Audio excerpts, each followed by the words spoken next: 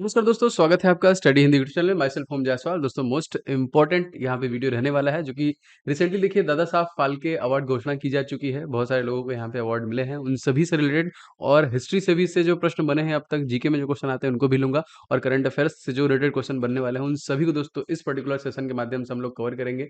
बाकी सारे पिक्चर्स के माध्यम से देखेंगे कौन थे, किसको मिला है, और सारे अवार्ड्स के बारे में भी दोस्तों हम लोग इसमें देखने वाले हैं। ठीक है, तो इस वीडियो को बहुत ध्यान से देखिएगा। आपका किसी भी कोई भी एग्जामिनेशन हो, वहाँ पे ऐसे प्रश्न निश्चित तौर पे 100% पूछे जाएंगे। तो इस वीडियो को आप लोग लाइक एंड शेयर करते रहिए, जो लगातार हमें प्रेरणा देता है, मोटिवेट करता है वीडियो बनाने के लिए, और लगातार इंपॉर्टेंट वीडियो में बनाता रहूंगा। तो लाइक करने के साथ साथ शेयर कीजिएगा। एंड चैनल पे पहली बार आए हैं तो चैनल को सब्सक्राइब करके बेल बटन घंटा जो होता है उसको दबा लेंगे, तो आपको कोई भी क्लास मिस नहीं होगा और डेली बेसिस पे आपको क्लासेस अवेलेबल होती रहेंगी, मिलती रहेंगी। ठीक है, चलिए शुरू करते हैं, देखते हैं कैसे कैसे क्या क्या। देखिए, सबसे पहली बात, ये जो अवार्ड है ये 2020 का अवार्ड है, जिसे 2022 में दिया गया, क्योंकि देखिए कोविड की वजह से बहुत सारी चीजें गड़बड़ हो गई थी। तो मोस्ट इंपॉर्टेंट है इसीलिए, और भी आपके लिए। देखिए, दादा साहब फाल्के पुरस्कार 2022 से किसे सम्मानित किया गया, सबसे इंपॉर्टेंट प्रश्न, ये हमसे सबसे पहला ही क्वेश्चन यहाँ से बन सकता है दोस्तों। तो याद रखिएगा, ये जो दिया गया दोस्तों, ये आशा पारेख को दिया गया। ए इज द राइट आंसर। आप यहाँ पे पिक्चर में भी देख सकते हैं, जो कि वेटरन एक्ट्रेस हैं, और इन्हीं को देखिए इस साल इन्हें सम्मानित किया गया। ये आप यहाँ पे पिक्चर्स इनकी देख सकते हैं, जो कि नई और पुरानी दोनों हैं। यहाँ पे आप जज कर सकते हैं किसे दिया गया। अच्छा, क्वेश्चन दोस्तों दूसरा हमारा, बहुत बार इस प्रकार से संस्करण से प्रश्न बने हैं। जैसे 2022 में जो दिया जाने वाला दादा साहब फाल्के पुरस्कार है, इसका संस्करण दोस्तों कौन था? जी हाँ दोस्तों, इसका जो संस्करण था ये था दोस्तों 52वां संस्करण था। याद रखेंगे, B is the right answer, 52वां संस्करण था। अच्छा, क्वेश्चन दोस्तों हमसे पूछा सकता है कि 2022 में दिया जाने वाला दादा साहब फाल्के पुरस्कार किस वर्ष के लिए प्रदान किया जा रहा है?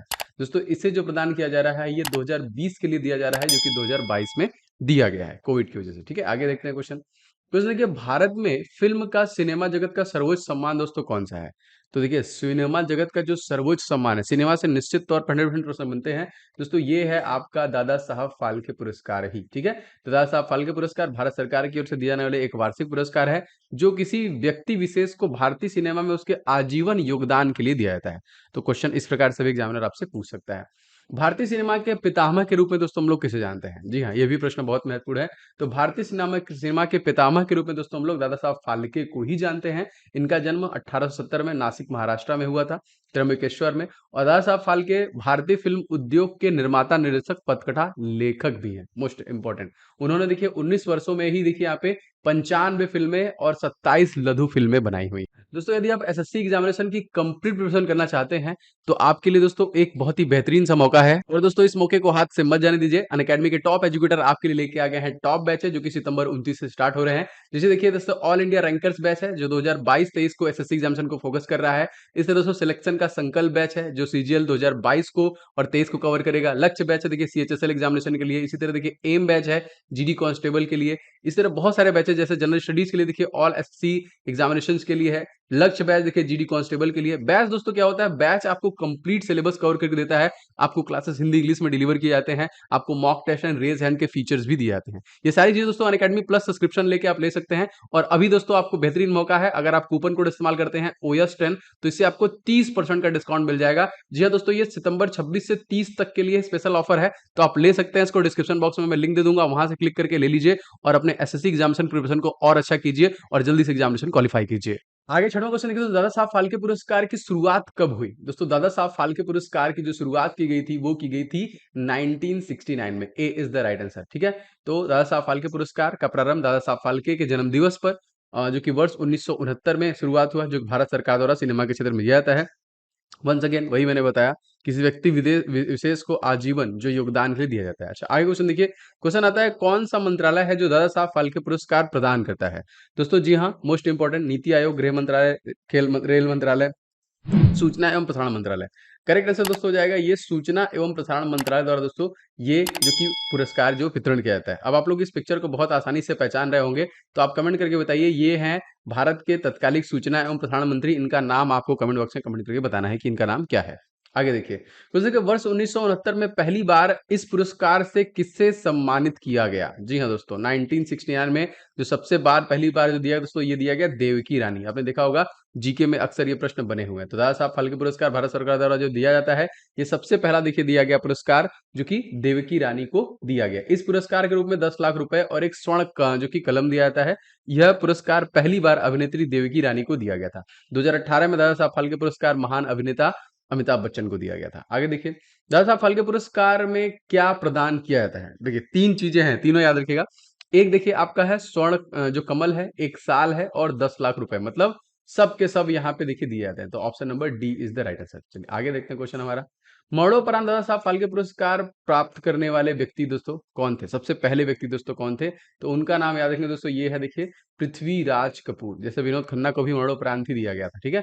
तो देखिए अभिनेता पृथ्वीराज कपूर को सर्वप्रथम मरणोपरांत दादा साहब फाल्के पुरस्कार दिया गया। यह पुरस्कार सन उन्हें 1972 में दिया गया। चलिए आगे देखते हैं। दोस्तों आप सभी से गुजारिश है, इस वीडियो को लाइक कर दीजिए, बहुत सारे लोग कर चुके हैं, एंड शेयर कर दीजिए कोई भी ग्रुप है नया, क्योंकि एकदम करंट अफेयर्स अपडेट है। और चैनल पर नए हैं तो सब्सक्राइब करके बेल बटन दबाइए। जितने भी इंपॉर्टेंट टॉपिक हैं, चाहे करंट अफेयर्स के हैं, जीके के हैं, हिस्ट्री के, ज्योग्राफी के हैं, मैं सारे टॉपिक लगातार आपको इस चैनल के माध्यम से कवर कर रहा हूँ और आगे कवर करता रहूंगा।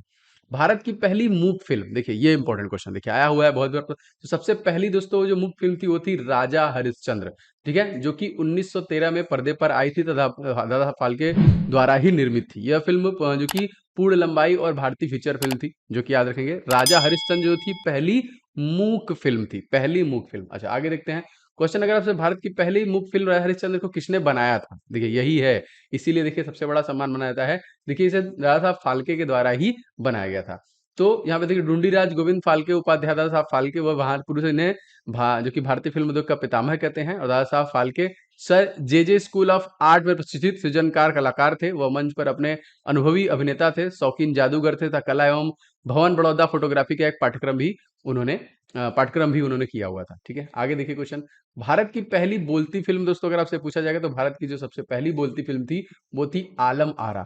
मूक फिल्म कौन सी थी अगर पूछेगा तो हरिश्चंद्र हो जाएगा। और बोलती फिल्म बोलेगा दोस्तों तो यहाँ पे देखिए आलम आरा याद रखेंगे, जो कि दोस्तों 18 मई सन 1912 को देखिए रिलीज किया गया था आलम आरा, पहली बोलती। और यहाँ पे देखिए राजा हरिश्चंद्र 1913 में रिलीज किया गया मूक फिल्म था यहाँ पे, ठीक है। अच्छा नहीं सॉरी, यहाँ जो डिटेल है यहाँ पे ये आपका राजा हरिश्चंद्र का है, ठीक है। ऊपर ये देखिए जो कि आलम आरा पहली, और मूक फिल्म कौन थी याद रखिएगा। 52वां दादा साहब फाल्के पुरस्कार का विजेता दोस्तों आशा पारेख कौन है? जाहिर सी बात है दोस्तों, ये एक बॉलीवुड अभिनेत्री, निर्माता और निर्देशक भी हैं। तीनों इनके बारे में याद रखिएगा।